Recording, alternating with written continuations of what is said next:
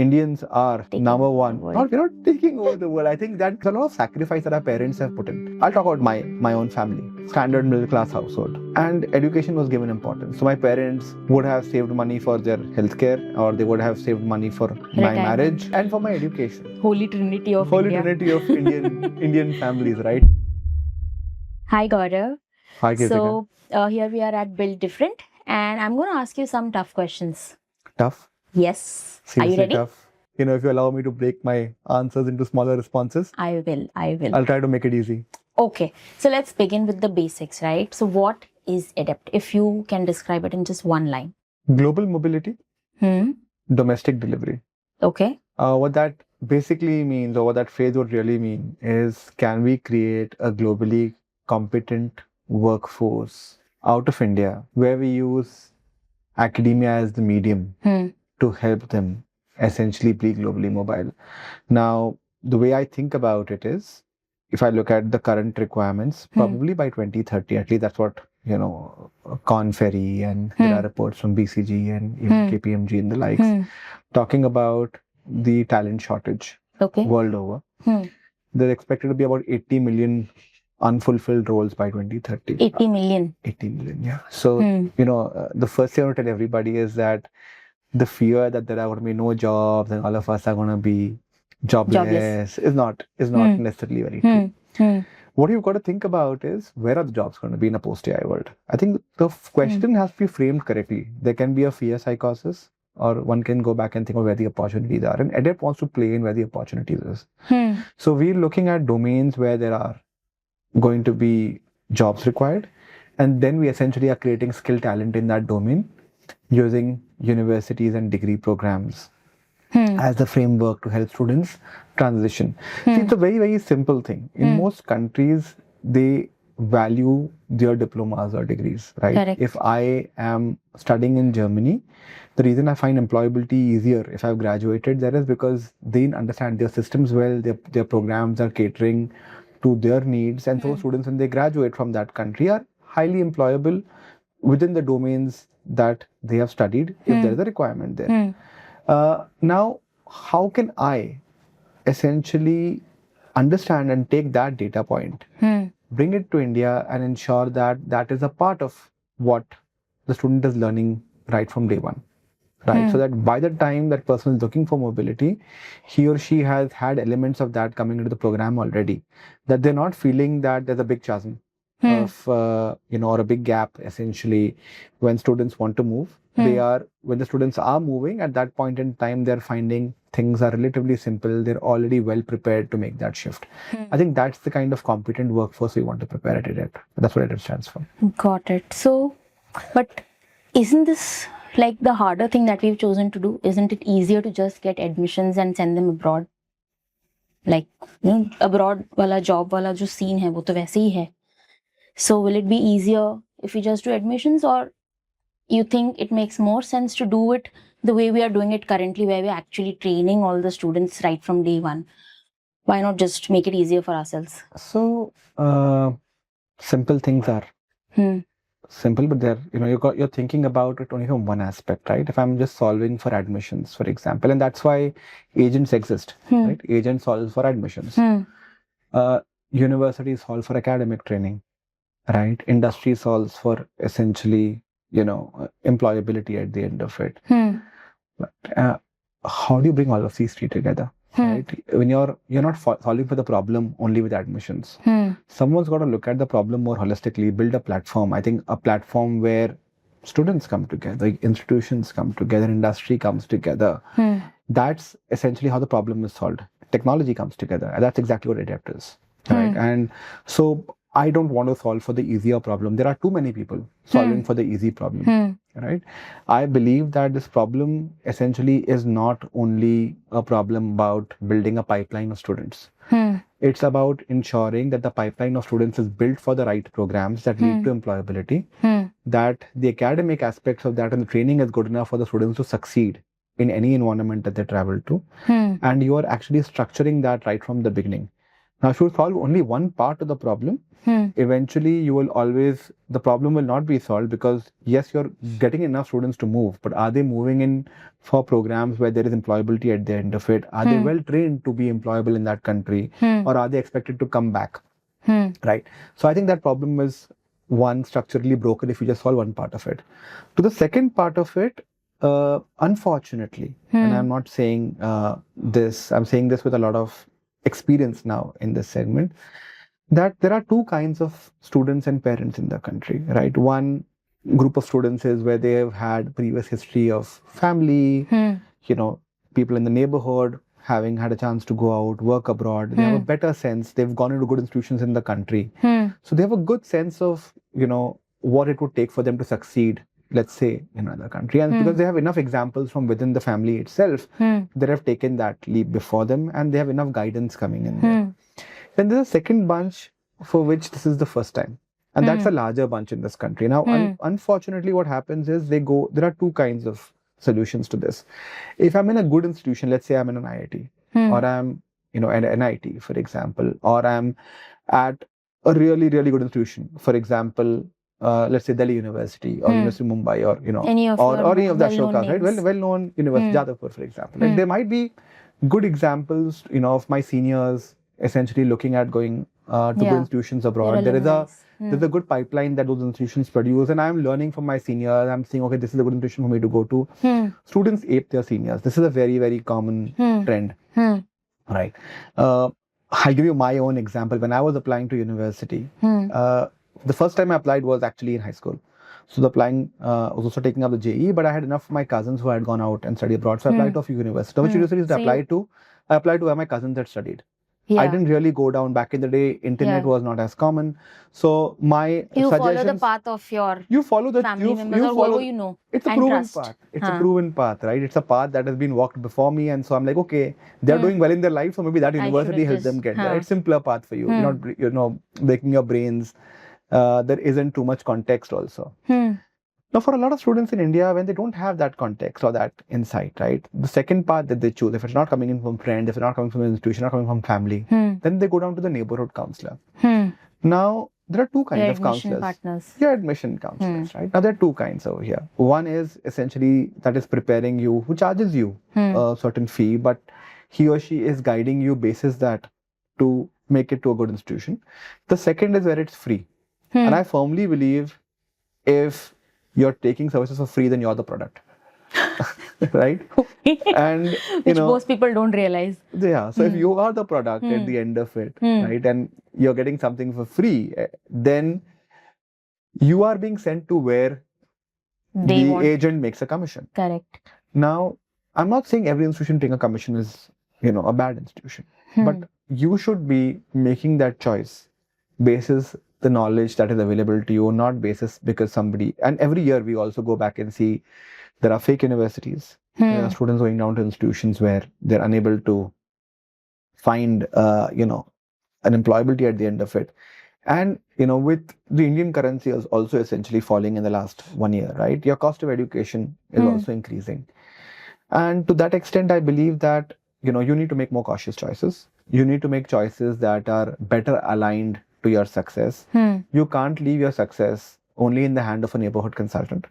You've got to take measured calls, because for a large number of students in this country, parents are going to be taking, middle class parents are going to be taking a loan. Now, I'll talk about my own family, right? Of course, my parents, we didn't come from wealth, but it was a standard middle class household, right? And in that household, for example, education was given importance. So my parents would have saved money for their healthcare, or they would have saved money for my marriage, Yeah. and for my education. Holy Trinity of Trinity of Indian families, right? Three aspects are very, very important. And it doesn't matter what your gender is, right? I think the good thing about Indian parents, doesn't matter where you come from, right? I think education is important. And which is why our country has been successful everywhere in the world. You go back and look at UK statistics, or in the US, Indians are number one. Not taking over the world. I think that creates a lot of, that whole thing, that whole thinking about, oh, look at the CEO at Microsoft, look at the CEO at Google, they're all Indians, right? I think it's I'm very proud about it. But to say that, that that's only for us to take is not necessary true. It's a lot of sacrifice that our parents have put in. So they took conscious calls. Even parents moved down to those countries, or when the previous generation moved, that gave education importance. And that importance to education did not come in because they moved there and suddenly they realized education is important. That's always been the case in India.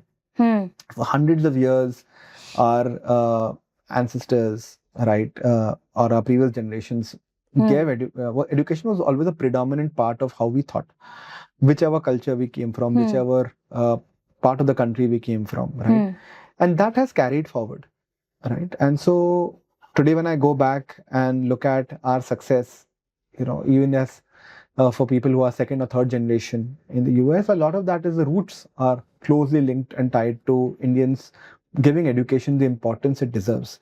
And hence, we find skilled jobs, we find skilled mobility. I mean, I'm not saying there are so many other communities that have also migrated, right? But there are few communities that have placed as much impetus on education. Indians are one, Koreans are another, Taiwanese are another, right? The Chinese are another, right? These communities have given a lot of impetus to education. We have largely been driven by proving our success with academic examinations. And that essentially has gone down generation after generation.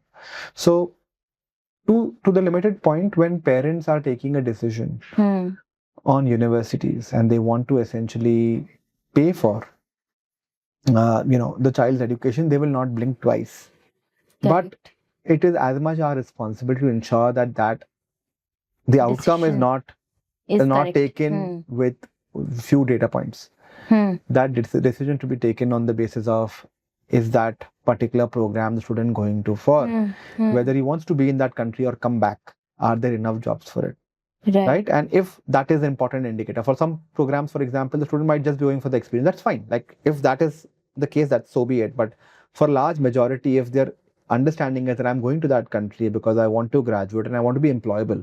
Today, employability can exist in two fronts. It could exist in the country. It could be outside the country. Wherever is that source of employability, is this institution helping me build credibility for the role that I want to take? Correct. Is it helping me in building strong domain expertise in the area that I want to pursue? Point number 3, is that region in itself facing a shortage for that particular domain if my choice essentially is to kind of pursue a career there? The reason I bring up these points is every country today, whether it be the UK, whether it be the US, whether it be Australia, offers you a post-stay back, or Germany as well. Now, your chances of employability, of course, depend on, how ready are you for it. Correct. If it's a high demand discipline in that country, then of course it supports you better. If it's a low demand discipline, then you're competing with the local workforce. And my personal belief on this is very simple. If there are very few chances of getting employed in that country, then thinking about going to that country to pursue a particular choice has to be thought through, because eventually, okay, if there is enough, you want to just study, come back to the country and use that learning to find jobs in India, so be it, if there is employability. But bring that context in. What you do not want as parents or as children is a huge loan. Yeah. Right? Which you're paying for. Which your parents are paying for, but you're earning in Indian currency. For example, I have a loan of, let's say, 50 lakh rupees. But I'm coming back and earning a salary of 5 lakh rupees a year per annum after I graduate. Or even, it'll take me a long time to pay that loan back. Right? So I've got to think about, my means. I've got to think about what I want from what I want to do, and then see, am I consciously making the best call? Correct. But where do students get all this? Like, see, you are saying that parents are taking decisions, but I feel that now, with the way the times are changing, it's also the students who are deciding for themselves that they want to do X, Y, Z, right? But for them to take that right decision, right? Like getting this information, okay, where are the jobs? If I have to go to any other country, where are the jobs? Which courses should I take? Which domain should I get into, right? For them to figure that out, how do they do that? First of all, one is that, right? How do they get that information? Where do they find this thing where they are sure that, okay, this line that I'm going to choose, whatever domain, whatever country is suitable for me, I'm going to get jobs over there, right? So that is something which I think most of these agents, they don't offer as a, like, they don't give an unbiased opinion about these Obviously, things. right? If I am going to make my money from the 4 score, 5 schools, or 10 schools, or 20 schools that have tied up with me, then my frame of reference is those 10 or 20 schools. Correct. Right? My frame of reference has to be bigger than that. My frame of reference has to start off with the end goal. Right now, many of them are not even trained. Right? You have to understand that they're just selling. They're just selling. They're sitting in some corner of the world. They are, the student is the product, as I told you. And so for their option in Hindi is चिपकाओ उसको जो आपके पास है, right? और push करो, it's push marketing. या student को लगता है फ्री है, तो आज आपको फ्री में मिल रहा है, लेकिन कल तो आपको कॉस्ट भरनी है, कभी ना कभी तो आप फी भरोगे, कभी तो भरना है, हाँ. राइट? और जब आप वो फी भरोगे एंड आपको उसके बाद आउटकम नहीं मिलेगा, तो आप उस लोन के साथ लेके रहोगे कि अब मैं क्या करूँगा. एंड इसलिए ये सोचना बहुत जरूरी है कि आप किन डोमेन्स में ग्रेजुएट कर रहे हो, किन जगहों पे शॉर्टेज. और ये हमने काम किया है. सो हमने कैसे सोचा इस कंपनी के बारे में, how do I think about adapt.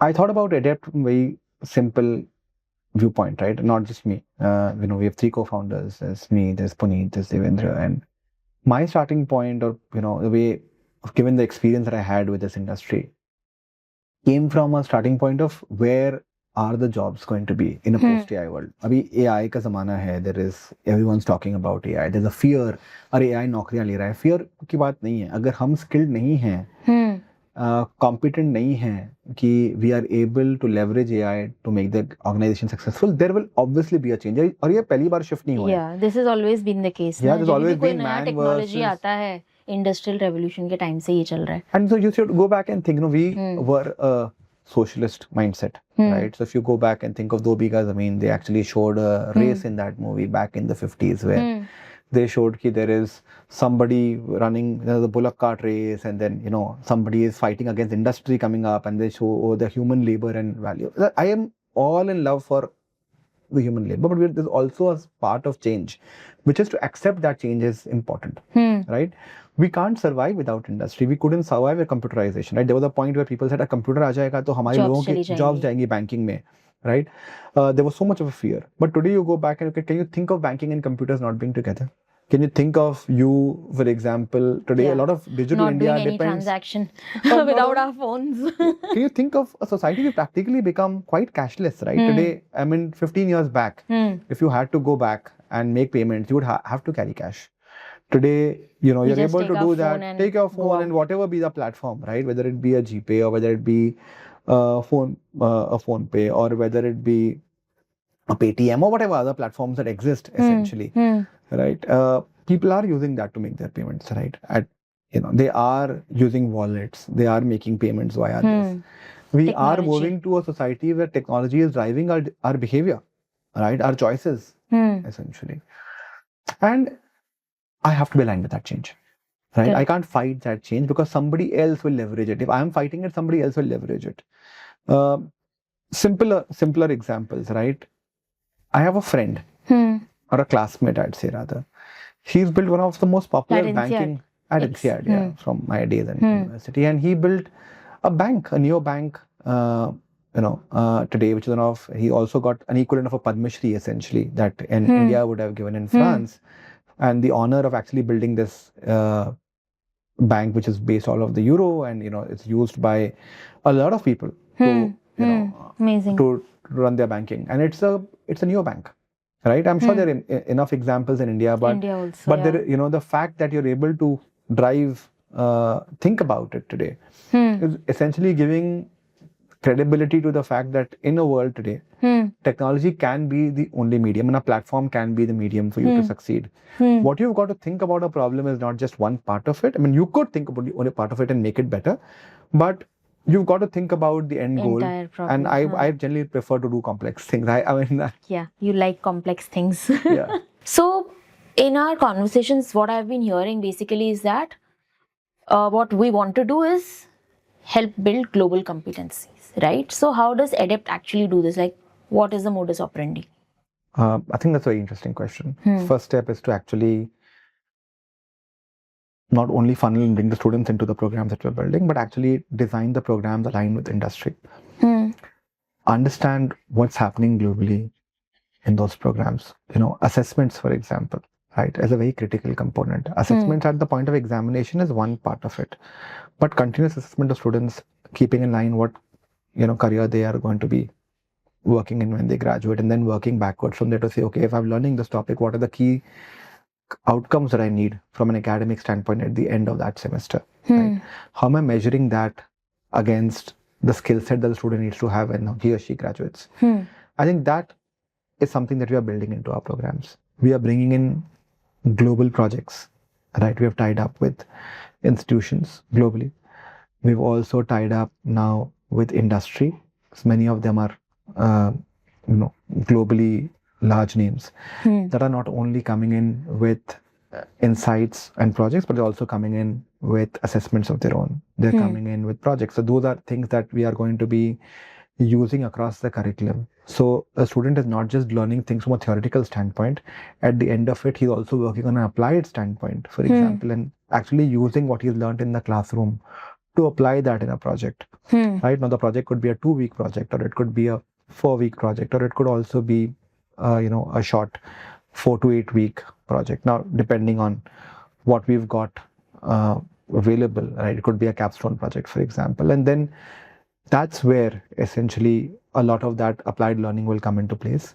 We're also looking at doing problems where Indian students can actually collaborate with international students together on a common platform. Because I think one thing that is very, very important and missing is we are very, very good when it comes down to working with people from within what we are comfortable with, who are similar to us, right? And sometimes that similarity ends at the state, right? I'm very comfortable speaking in my mother tongue, which is very, very important, but I'm very comfortable with that. And the minute I see somebody who's outside that community work with me, it becomes a challenge, right? Forget outside of India, I'm just talking within India itself, right? So to create that unity and diversity, right? That diversity should not end at our borders, should end outside our borders also, because today we are seeing, as I mentioned earlier, we're seeing a lot of companies operate out of India. We're seeing a lot of Indian professionals also move either for short-term projects or long-term projects, right? We're seeing Indians do very well when it comes down to leadership roles in companies. And now a lot of that needs to be inculcated early. If I go back and look at my own career, right? If I had opportunities like these early on in my life, right? A lot of my learning came in at INSEAD. The beauty about INSEAD is, and it's important, is that there were students from more than 90 countries in the classroom in my batch, and continues to be the case. There are more than 100 countries sometimes in the classroom. So the world becomes your oyster, right? You have students coming in from different mindsets, sitting and coming in together. I haven't seen that happen in academic learning in India. Exposure is not there. And I think giving that exposure to students through projects, through opportunities becomes very important. I think that's something that I am here to do at edept, and helping them come together to solve global challenges, or think about problems. Maybe it's an international student working together even on solving an Indian problem. Why just should be the other way out, right? Or them coming in together. India today is a very large market. I think a lot of people forget that India, as the 4th largest economy, a very stable democracy, has so much to give the world, right? So there is a lot of potential both within the country and outside the country, where we are not only building for India but building for the world. And to give students an understanding of how that world operates and give them a head start into that world is something that can happen as early as possible. That's what edept is here to set for. So Gaurav, so I've been hearing about so many things. Like we've been talking about competence, right? Global competence, domestic delivery, mobility, and all of these things. Why is it that no one else has thought of this? And why is it that, are we the only ones who are doing this? Not really. Okay. I think it's very unfair to take credit and say we're the only ones in the world doing it. Although I'd love to do that, right? But that's not true to fact. This problem has been solved by different people in different ways, right? Some entities are only looking at admissions. Some entities are only looking at the jobs aspect, right? I think we need to look at it more holistically. Let's think about it, right? When people said, let's solve for a job angle, they started with certifications and tech and whatever else. The challenge with that was, and the problem with that approach essentially is, if you can take 4 years to create an engineer and you can't still have him in a state that's hireable, 6 months of training is not going to make a difference, because fundamentally 4 years have been lost. So you've got to solve the problem from the roots. Second problem, and it's not only for engineering, any discipline, right? You Okay. have to give a problem enough time for it to be structurally solved, right? Just bahar se solve karna, painting something good will eventually with a fragile body is whitewashing. It is not going to live its life. Point number 2 is everybody has different incentives, right? Incentives drive behavior. If my incentive is to do admissions, I'll do admissions. If my incentive is to get people jobs, I'll focus on one part of the incentive. If my incentive is to create structurally sound outcomes in an ever-changing world, then I have to look at solving for each piece of it. That is complex. And we've consciously decided to solve for the conscious problem because we believe that's where the opportunity is the largest. Right? Eventually, if it's not only mobility that counts. A lot of people, essentially travel to study abroad. Are all of them successful in today's protectionist world? Not really, right? Look at what's happening everywhere in the world, right? Every country or region essentially is saying that we want local talent hired first, but still there are shortages. So we've gone back and looked at that and said, okay, we are going to create programs for where there is a global shortage, and we've taken that route. And so when we are taking that route, we are working with universities alongside. We are solving for the academic aspect over there. We are creating credentials. We're creating students with credentials that will be valid in that country. I think that's the beauty of the model that we are taking. When my credential is valued in that country, I will find higher love from the employers in that country. Right? I think focusing on that has been an important part of why we're doing it that way.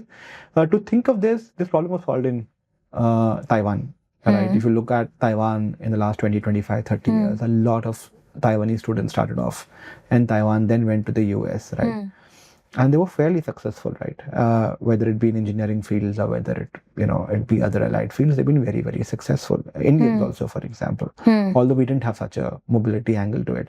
UAE, for example, when it did not have good universities of its own, used its programs, but then leveraged the mobility angle with tie-ups with international institutions in specific domains, and then saw students move, and the government would pay for the students' mobility.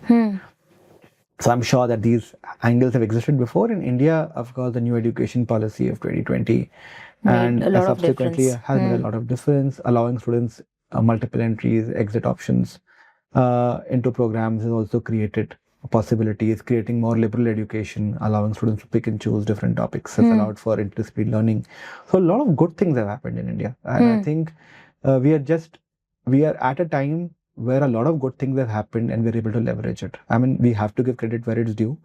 We've also been provided with a lot of good things by the government of India and a framework for which companies like us today or entities like us can thrive and support academic institutions in doing and solving for this problem. We can't do this alone. We are not an academic institution. Academic institutions have a role of their own. We are platforms that facilitate. Thank you, Gaurav, for answering all my questions today. And I'll be back with more tough questions for the next episode. We're having fun. No, I'm having fun asking you all these questions. Yeah, it's fun. I look forward to connecting with you again and answering your hard questions. Yes. So before that, but I want the audience to really like, share and subscribe so that we can continue with this.